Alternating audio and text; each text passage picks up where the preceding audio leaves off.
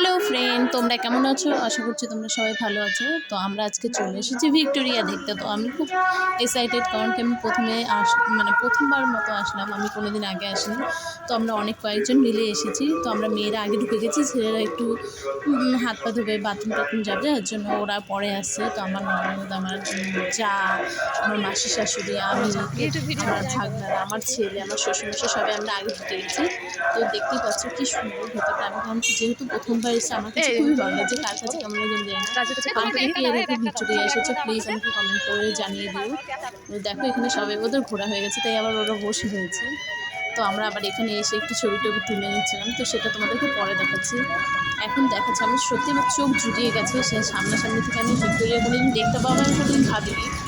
আর এইরকম জায়গায় কোনোদিন আসতে পারবো সেটা আমি স্বপ্নেও ভাবিনি যে আমি আসবো। তো আমার ননদের কাছে ব্যাগ ট্যাগ দিয়ে আমরা ভিডিও করতেই ব্যস্ত হয়েছি, বড় ননদের কাছে দিয়ে।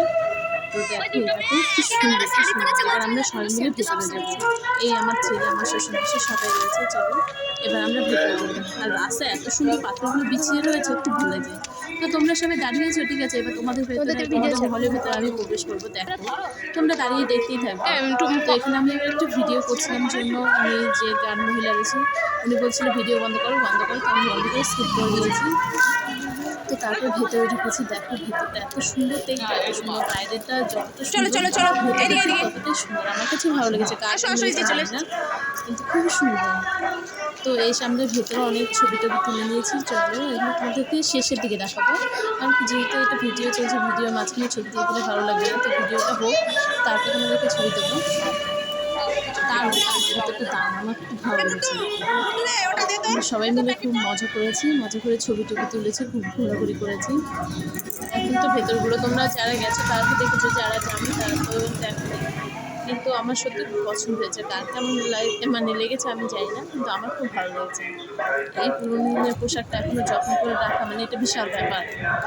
আমাদের সমস্ত ঘরে হলে কিনা কবেই পুরনো হয়ে ড্রাঙের তলায় পড়ে থাকতো, কিন্তু এখানে কি সুন্দর যত্ন করে রেখে দেওয়া হয়েছে। তো আমাদের প্রায় দেখা দেখি এখন নিচটা কমপ্লিট, ওপরে যাব। ওপরে গিয়ে বেশি আর কিছু করলাম না, বেশি ভিডিও করলাম না। তো বেরিয়ে যাচ্ছি, বেরিয়ে এবার আমরা ছবিগুলো দেখাবো। দেখো আমার একটা ছোটো ননদের সঙ্গে ছবি তুলেছি আমি। একটা আছে, হ্যাঁ, এই যে এটা আমার বড় ননদের জামাই, তোমরা জানো সবাই ওনাকে চেনো।